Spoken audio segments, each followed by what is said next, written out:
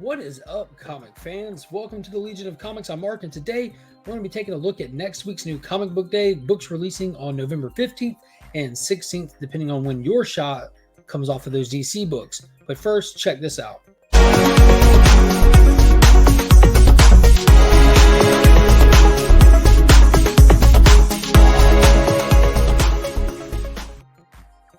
Big thank you to Big Time Collectibles for sponsoring the channel and the monthly Legion Loot giveaway for channel members. Be sure to hit that join button down below and get entered into the monthly giveaway sponsored by Big Time Collectibles. And if you need anything cleaned or pressed, be sure to hit up Justin over on Instagram. Use the promo code WeAreLegion and take advantage of the buy two get one free special offer. The links to all the sponsors are in the description to all my videos. So let's get right into it. This week is going to be a blast. Last week was huge. I'm still reeling from how awesome all these Superman 30th anniversary drops were. There's just some amazing stuff. Stupendous reads. So at the time of this video dropping, tomorrow night will be the big review show for all of those books. Do not miss that. It's going to be a blast. But looking ahead to November 15th and 16th, there's also some amazing books coming out. A lot lighter on the wallet, but just as many cool titles. And we're going to kick it off with Jeremy Adams' Flash issue 788. This is still hot on the heels of the Dark Crisis tie-ins. We had that last issue, which was a blast, but it was just kind of like a filler issue, but it was really fun with this whole little wrestling story slant. We also got an appearance of Maul from the Wildcats, whose series also just kicked off last week for the first time in years. So much cool stuff happening.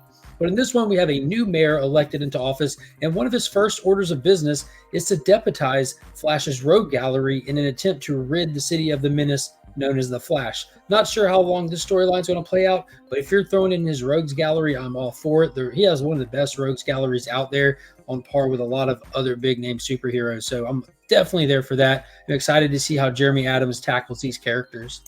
Next up, probably the best monthly book on shelves, hands down. This is Mark Waid and Dan Mora's masterpiece series right here, Batman Superman World's Finest. This is issue number 9. We're still doing the storyline with the new Boy Thunder character who came over from a separate universe, and they're trying to find a place for him to fit in, for him to understand his powers and deal with the grief of losing his entire home world. And after that last issue, it might look like he could be the catalyst for that destruction.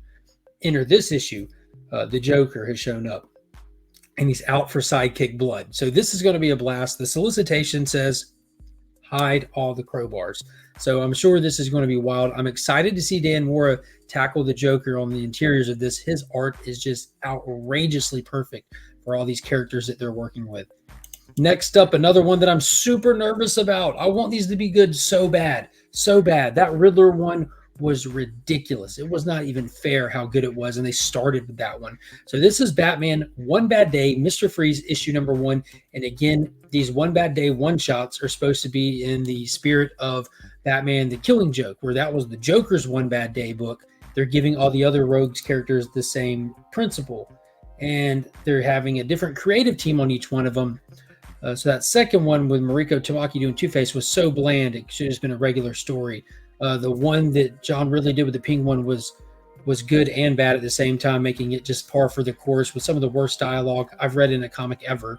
And now we're getting Batman One Bad Day, Mr. Freeze, with Jerry Dugan. And I'm not familiar enough with Jerry Dugan's work. I've probably read plenty of his stuff and I'm not able to attach the writer to the work. But I love Mr. Freeze. He's such a fun villain. I feel like just his existence alone is a bad day to begin with. So I'm hoping that this is a really good one.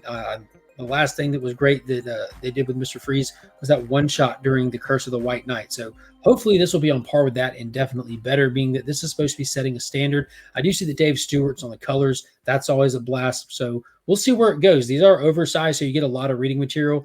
Hopefully it'll be worth the ride. Next up, we have one that's definitely not worth the ride. And God, if I wasn't already almost done with it, I would throw this book at the wall and drop it off my pull list. It's Dark Crisis Young Justice, issue number 6 of 6, from Megan Fitzpatrick. She fits somebody. She just does not fit comic book storytelling. She's horrible. Absolutely trash. This whole series was supposed to be a Dark Crisis tie-in. It tied in nothing, had nothing to do with tying in whatsoever. It was just a cash grab, stupid attempt on DC's part, and I think they possibly give this writer some proving ground space, and she totally failed it. I love the Young Justice characters. I'm a huge Connor Kent fan, and there's no reason this book shouldn't have been a blast other than the fact she took it upon herself to just take her personal feelings and her political ideas and beat everyone over the head with them. I'm not saying I agree or disagree with her. I'm saying that's not the point of a comic book. So that was a little bit ridiculous. And to not tie into the event makes 0 sense, actually less than 0 cents. So the last issue here, we're actually popping back over to the main Earth, and it's saying in the solicitation that now they show up for the final fight. Who cares at this point?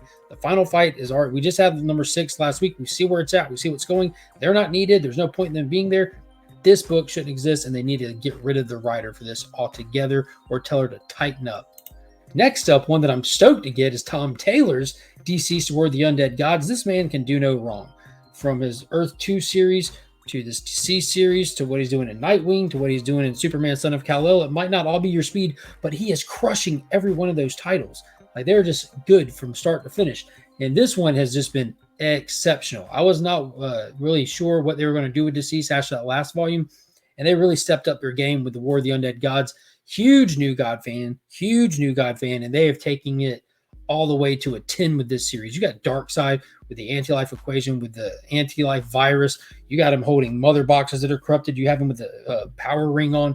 It is just crazy. And what they've done in this to set it apart different is they introduced the concept of, in Greek mythology, there's a great darkness, a physical embodiment of darkness, and they're saying that that is the source of this anti-life virus. It's not actually a corrupted anti-life equation. It's bigger than that. It goes into deeper lore and deeper mythology, and it really gave this whole series, the whole concept of this series that's been going for years, some real foundation to stand on and make it like solidified as something unique, something special, not just so throwaway. Even though it was fun, it's still just Elseworlds throwaway, right? But dude, this is a blast. And of course, you got John Kent and Cyber Arm Superman. They finally put him on the cover, so I'll talk about it. I'm loving that they cured Clark and they replaced his arm with a cybernetic arm. As a kid, I was a homer for the cyborg Superman. I thought that was really Superman growing up, but now we do have the real Superman with a cyborg arm. Absolutely love it. And for all you big Deceased fans out there like myself that collect all the Matina covers, and they really did us dirty with that last issue and not offering a Matina cover, they're back with a Matina cover. So the entire run, all 3 volumes, complete set of Matina with one exception. That's going to drive me nuts. But I'm glad to see this Hawkgirl cover. It's gorgeous. Look at the difference in the eyes with the busted lens, how it's just a normal eye, and the bird eye looking one through the lens. That's amazing. And I do believe that Matina's not on the next cover. I think Anceletto possibly is the one who's getting the 1 in 25. Last issue was Steve Beach Grodd cover. It was cool, but it doesn't fit the formula. Come on, people. Next up, last issue of Dark Crisis, Worlds Without a Justice League, Batman issue number 1, Last Night Standing. So we have actually seen this Batman already in the pages of Dark Crisis proper. We saw that Flash and Green Lantern went to go get him out of this universe to bring him back home. We got a glimpse into this world, how the Batman that can manifest his own dream, his own paradise, manifests a world in perfect working order. Clockwork even, and even his symbol is a gear off a clock. Well, from the solicitation, it says that we have Batman navigating Zatanna's created world. So I'm not sure how that's going to mesh, how that's going to come together, but it's a Zatanna backup story, so I'm not sure if it'll be 2 separate things or what.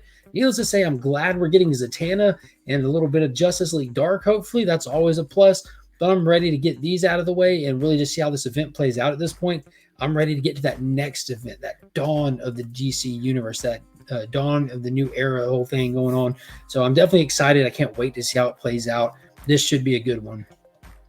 Next up, this one's always a good one. Christopher Priest is crushing this series. Black Adam number 6 of 12, the halfway point. In that last issue, we saw Black Adam, who's called Theo in this one instead of Teth. Theo confront Bruce Wayne about interfering in his own government, interfering in Black Adam's government, kind of funding a rebel group running in his country. So this issue promised to be an all-out fight between the two all the way through. So I'm excited to see how that plays out. If it's true, I can actually see the formatting of this book and the way Christopher Priest has laid out the story to be very cinematic. You've had all these build moments, you've had all this exposition dump moments, you've had these slight little moments of battle, and at the halfway point to get a big battle, that's like perfectly balanced storytelling right there. So I'm all for this one as well.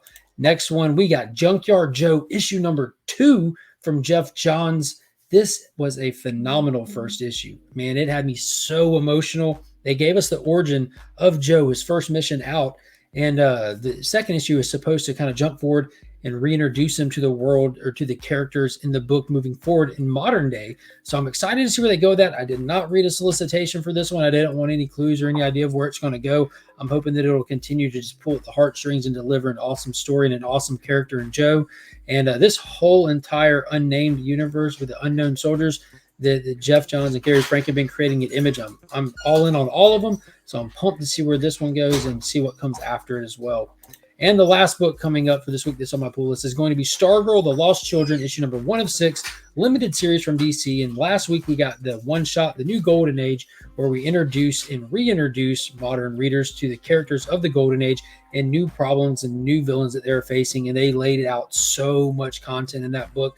I don't want to get into spoilers, don't want to talk about it at all. I just want to say that it kind of leads into this, from Flashpoint Beyond issue number 6 to that new Golden Age to this is the kind of like the plot thread for this one plot. There are multiple plots and multiple things happening with the JSA right now, and you're going to want to be there for all of it. Even the Doomsday Clock fans are not going to want to miss what's about to happen with this. Fair warning, there it is. So that's going to be it for my pool list for this week. I'm sure I always end up with some variants or picking up something else and trying something else out. I know Marvel made the list this week. It's pretty much just Hulk on my list right now, and Punisher stuff and Ghost Rider, those 3. Unless they do like issue number 1. I might have picked up Fantastic Four last week. It's like Tuesday at the time of filming this, so I don't know if I pick it up this week or not yet. I'm going to flip through it and see, but I keep trying these number 1s. They keep letting me down, but until they come out with some more of these retro comics like New Fantastic Four, Maestro, I'm kind of just waiting on them to do something that really hits my fancy. But if you want to know what my top pick for this coming week is going to be and why you should consider picking up, check out the Comic Vets channel. He posts a video every week where him and I both give you one top pick and think to give you a heads up on. And a big shout out to the Augusta Book Exchange. They're the keepers of my comics, the guardians of my pool box. They make sure everything I'm looking for is right there waiting on me every week when I get there. You'll find no better customer service anywhere. And that's going to do it. I appreciate everybody watching. If you made it to the end of the video, don't forget to hit that thumbs up, subscribe to the channel, and join the Legion, and tell my wife hello.